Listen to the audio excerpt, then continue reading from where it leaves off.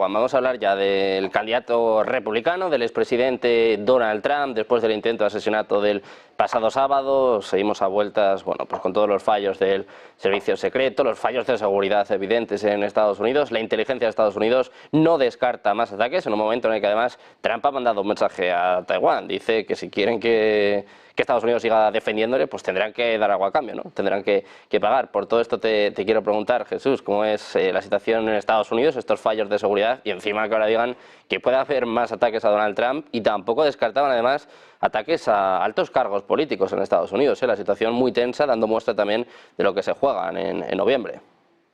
Sí, definitivamente, Sergio. Me parece que el servicio secreto o los servicios de inteligencia internos, estas 16 agencias que se supone que se dedican a la inteligencia, o mejor dicho, al espionaje de propios y extraños, tendrían que concentrar la mirada realmente al interior del país, al interior de los grupos de poder que se ven afectados con estas decisiones sorprendentes de Donald Trump, porque, bueno, a ver, tenemos a un Donald Trump que esto sí ya lo tiene cantado desde hace tiempo, ¿no? Dejar a la OTAN en manos de Europa y que Europa se haga cargo del peso económico de las decisiones con respecto a Ucrania o a otros países. Y dice Donald Trump, si los europeos no pagan, pues no solamente no vamos a aplicar el artículo 5, sino que hasta invitaríamos a Rusia a que les ataque. Eso pareciera algo que da risa y que a la ligera pues podría ser una mala broma o una broma de mal gusto, pero tiene implicaciones muy serias para las tensiones que llevamos 2 años viviendo, sobre todo allá en el continente europeo, con esta guerra a las puertas, pero que tampoco se les ve muy animados a los gobiernos, a los gobernantes europeos de este momento, porque no importa quién gane o quién pierda elecciones. En España, por ejemplo, Sánchez seguía con esta retahíla antirrusa, pero también el PP, lo vemos en Italia, una Giorgia Meloni que parecía que cambiaría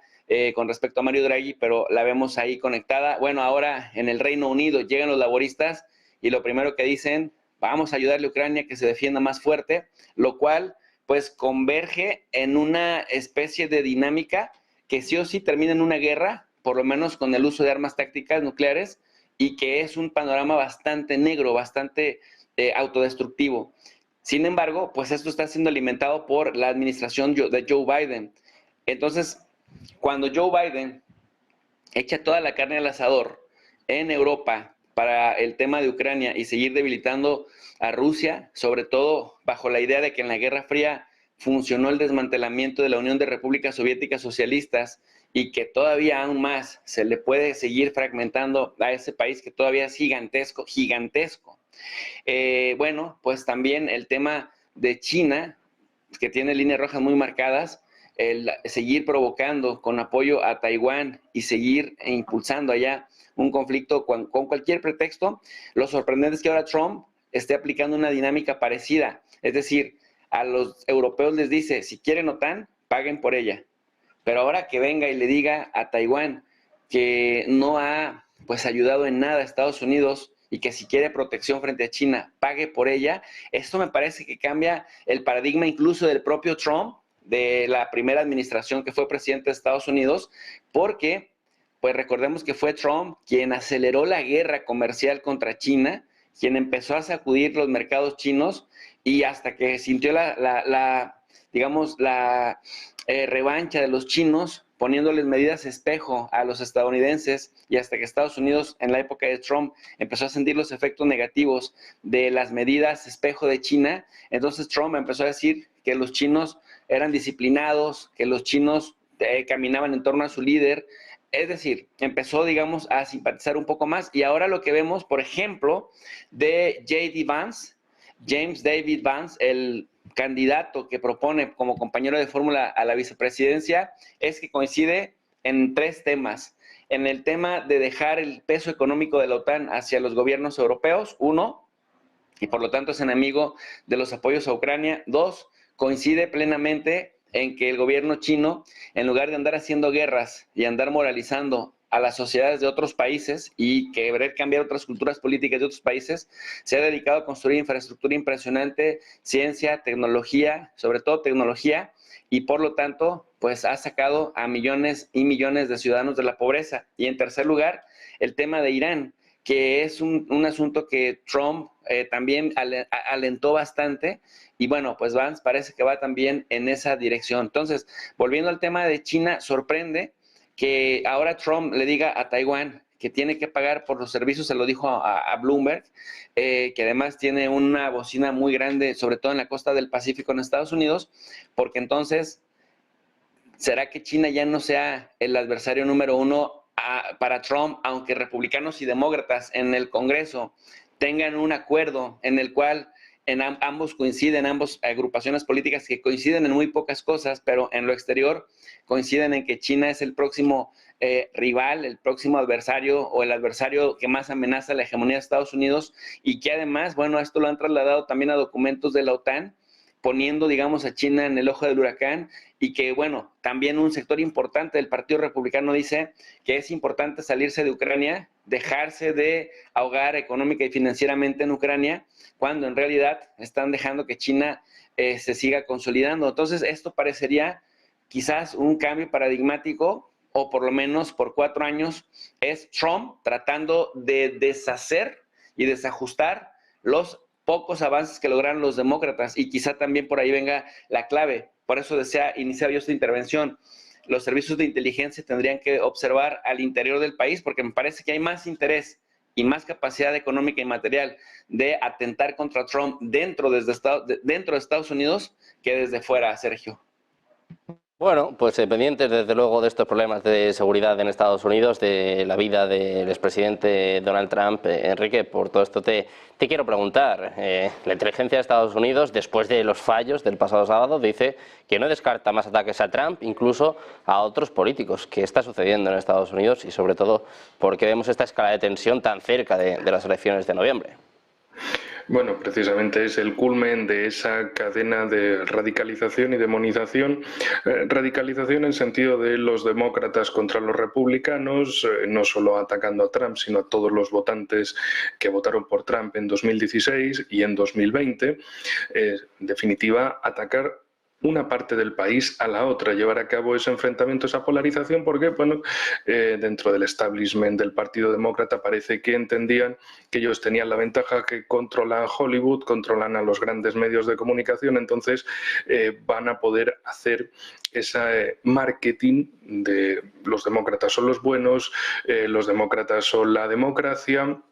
mientras que los republicanos, y especialmente Trump, pues son básicamente el demonio, son la destrucción de todo el sistema conocido, y que si gobiernan ellos va a ser el fin de todo, en definitiva. Lo mismo que dijeron en 2016, le salió mal, acabó ganando Trump. En 2020, bueno, hicieron sus triquiñuelas para que ganase Biden, y ahora este año están muy preocupados porque evidentemente la diferencia que ven de Trump respecto a Biden, pues bueno, si consiguieran hacer una manipulación electoral lo bastante grande como para conseguir que Biden ganase a pesar de todas esas encuestas, claro, al final sería un escándalo descomunal dentro de Estados Unidos, un país que se jacta de ser la primera democracia del mundo y que estaría, bueno, cayendo en esos dimes y diretes, en ese divide y vencerás, en ese ataque por parte del gobierno en el cargo contra la oposición para que la oposición no gobierne, es decir, acusar, bueno, recibir todas las acusaciones de los vicios de autoritarismo de otros países los acabaría teniendo Estados Unidos. Por cierto, también lo que hemos hablado en muchas ocasiones de esos ataques judiciales, de ese lawfare, sí que de verdad, de los demócratas contra Trump, intentándole acusar de todas las cosas posibles, lo cual han hecho con muchos otros candidatos en muchos otros países, buscar de qué modo se puede desactivar algún candidato mediante algún escándalo, como por ejemplo consiguieron con el primer ministro Imran Khan en Pakistán en 2022. Que por cierto ahora ya acaba de salir de la cárcel y sigue siendo el tipo más popular de Pakistán, y su país y su partido, el PTI, sigue siendo el más votado a pesar de toda la campaña. ¿Por qué? Porque precisamente Khan y el PTI son un partido orientado hacia el ámbito asiático, también hacia Rusia, y eso es algo que a Estados Unidos no le gusta. Entonces, bueno, esas cosas como ejemplo de elemento exterior. Claro, una cosa es hacerlo afuera, a miles de kilómetros, y otra cosa es hacérselo a su propio país, a su propia gente. Y precisamente tienen dentro de Estados Unidos el fruto de sus acciones en el exterior, una polarización creciente, una división casi irremediable de Estados Unidos a nivel de clase, a nivel de Estado, a nivel de partidos, ideológico, y que al final también Trump no solo es que tenga la campaña muy fácil por las inutilidades de Biden, sino porque precisamente es muy fácil que Trump haga ese llamamiento a su votante, a ese votante del interior de Estados Unidos, que es básicamente todo lo que nos está en la costa, y decirle, oigan, ¿ustedes qué quieren? ¿Que sigamos gastando otros 200.000 millones de dólares en conflictos internacionales o nos lo dediquemos a usar el dinero de Estados Unidos en Estados Unidos? Que puede sonar como muy loco para algunos en el Partido Demócrata, o sea, estamos recaudando dinero, imprimiendo dinero y no lo vamos a usar en las cosas de fuera, sino dentro. Claro, Trump también, recordemos en sus años de gobierno, que se dedicó a decir que iba a montar una guerra contra Corea del Norte y lo de voy a levantar un infierno de fuego y acero contra Corea del Norte y demás, y al final todo eso se quedó en dialéctica de negociación, tuvo su reunión en Singapur con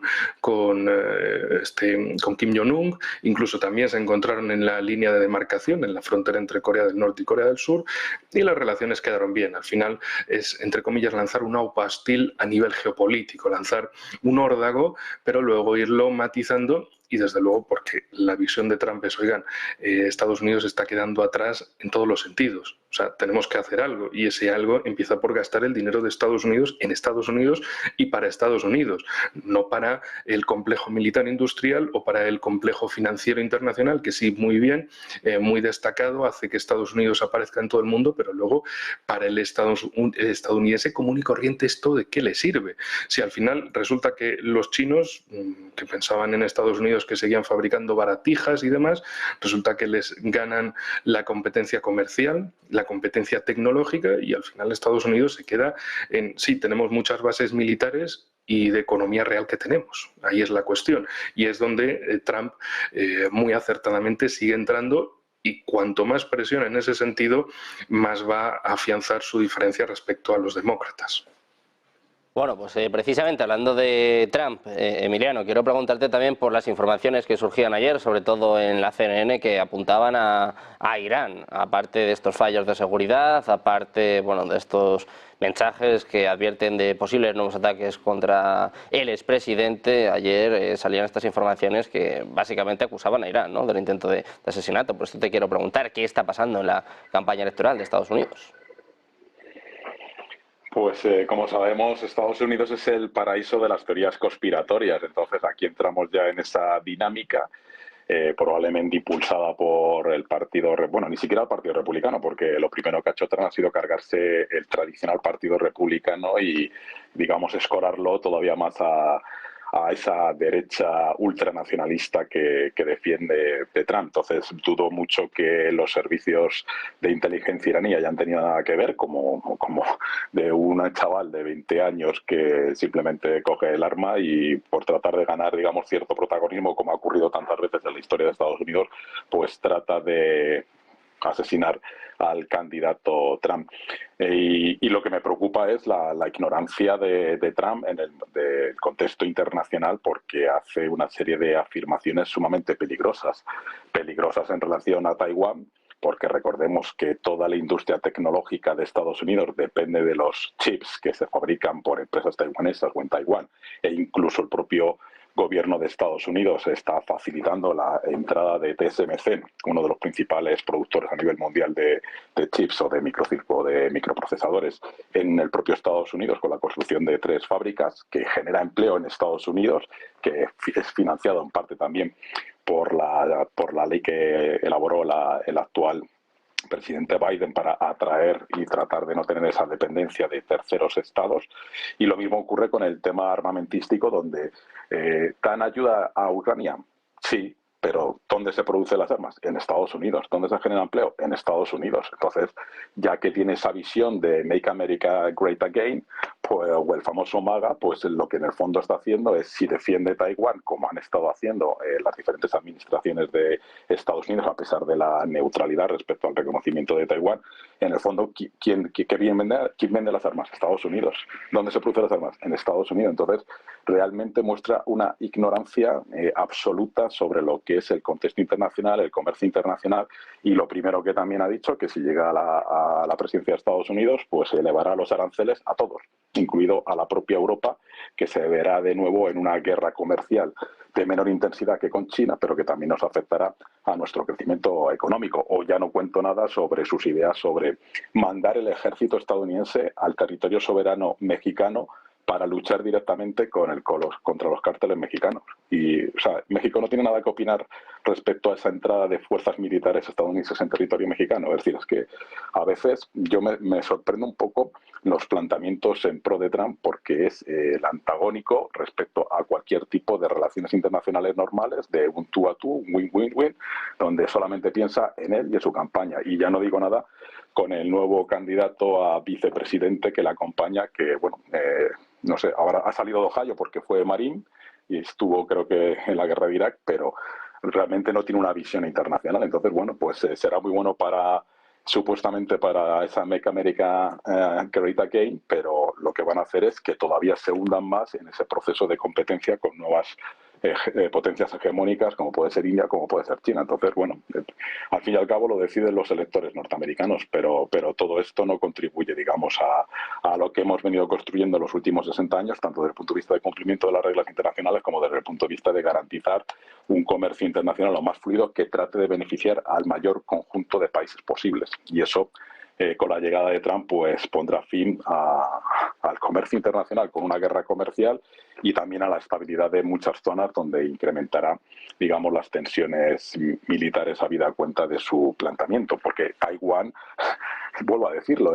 no es que tenga que pagar su defensa, es que ya la está pagando comprando productos militares norteamericanos, o sea que ya está más que pagada esa contribución. Entonces, bueno, creo que también forma parte de esa estrategia donde dijo, bueno, pues si a los miembros de la OTAN en su momento dije que si no contribuían con el 2%, ahí se quedaban, y ya sabemos que de los 32, 23 ya están por encima del 2% de su PIB, pues dirá, con Taiwán voy a hacer exactamente lo mismo, que contribuya, y esa contribución incrementa la compra de armamento militar a la industria norteamericana. Entonces, bueno, toda una serie de incongruencias propias de la capacidad y de la visión del señor Trump.